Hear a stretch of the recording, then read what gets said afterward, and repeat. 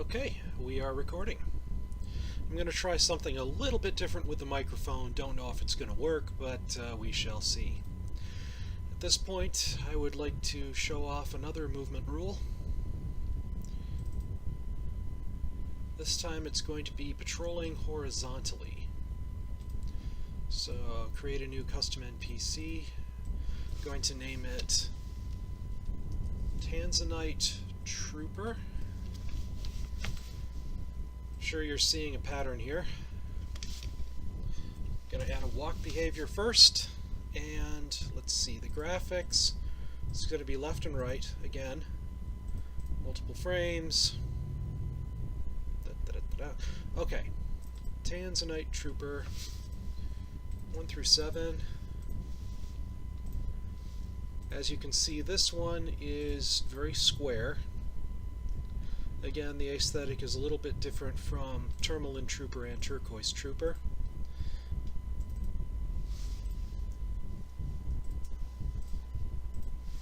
And you've seen this before. Have to reverse the order of the files.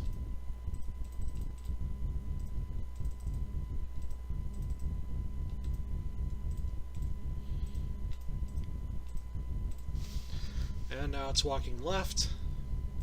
Now, patrols horizontally. First, I'm going to start with a gravity rate of 0, just so that you can see what it looks like. I'll just add a switch rule. Upon taking enough damage, despawn. This video I might skip over all that jazz about the death throws animations, just so that I can make this go faster.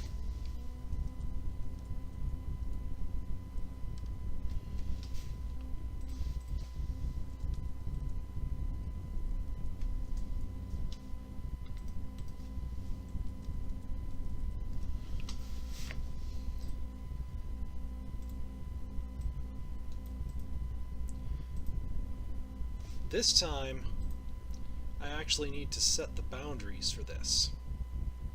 This is very much like setting the boundaries for an NPC that patrols left and right, like Zappo Topaz or Patrol Agate. First you set the boundaries left and right for its patrol, then you set the initial direction. Once that's done, basically it's there. Going to close this out, save this.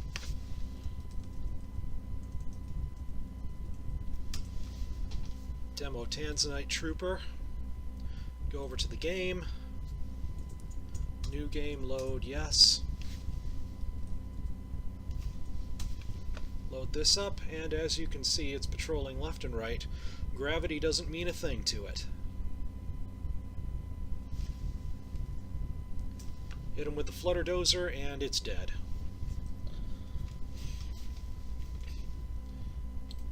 Of course, it probably would be a little bit more believable if it was walking, if it actually did have gravity. So I'm going to add gravity.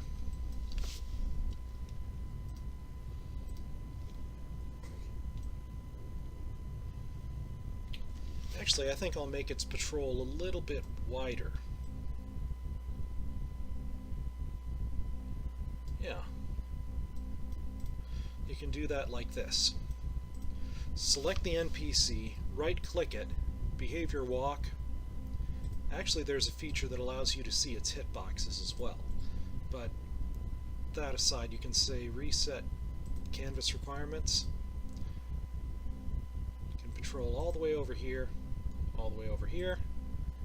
Set the initial direction this way. Then it should walk off this edge, turn around as soon as it gets here, then walk back, fall down either to here or to here, keep going until it reaches this point, whatever that may be. Eventually it's going to get to the ground and keep going back and forth along that path. So save this.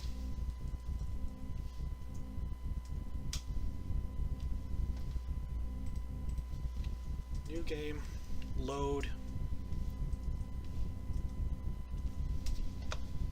and we shall see how this goes. Drops off the edge, drops off, almost went that way.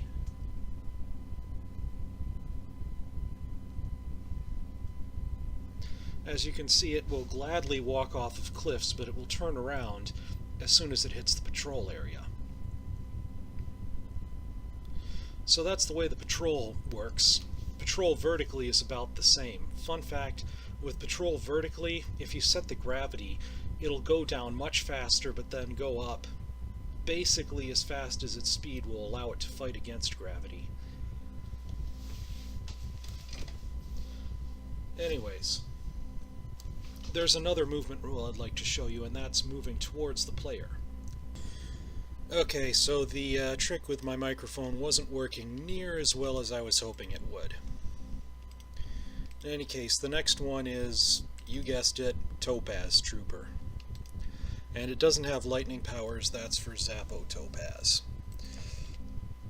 Anyways, create a new one, add behavior. I'm going to call this one Move, because I'm going to start by having it move vertically as well as horizontally. Moves to player.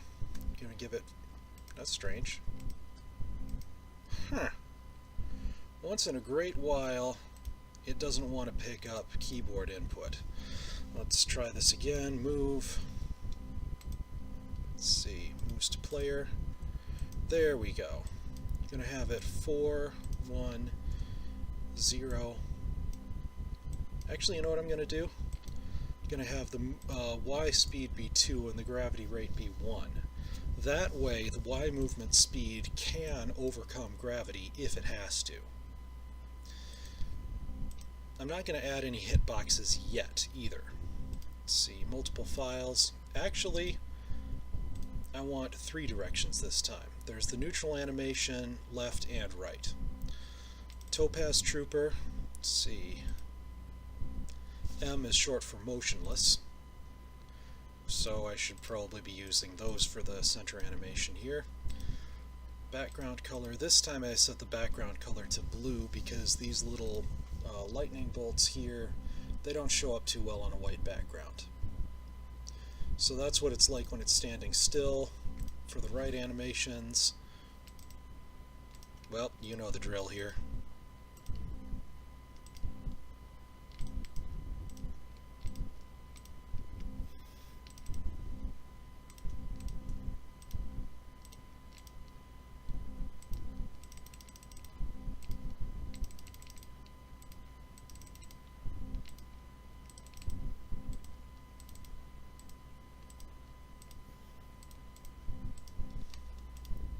Oops, don't want to browse.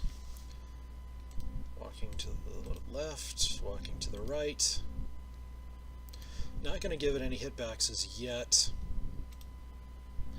And since this one always goes towards the player character regardless of where it is, I don't need to set up an initial direction. I can just have it there.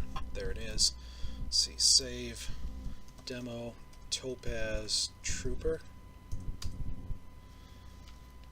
No need to pack it. Packing it is for going from one computer to another. As you can see, it's walking slowly towards me, and then right when it's on me, it stops moving that way. Now if I get really within the tolerance of it horizontally, it'll stop the left and right animations. And as you can see, it sort of struggles to go up, but it's easier for it to move down.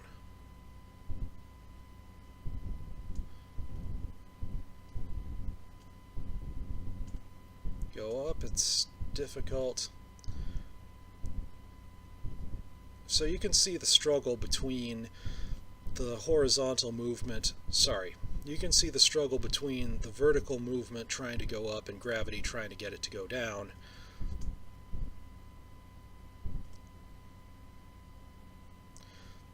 Even when it's right next to me, gravity's pulling it a little bit low, and it's not until it gets close that it tries to struggle up and overcome gravity. And sometimes it doesn't quite get there.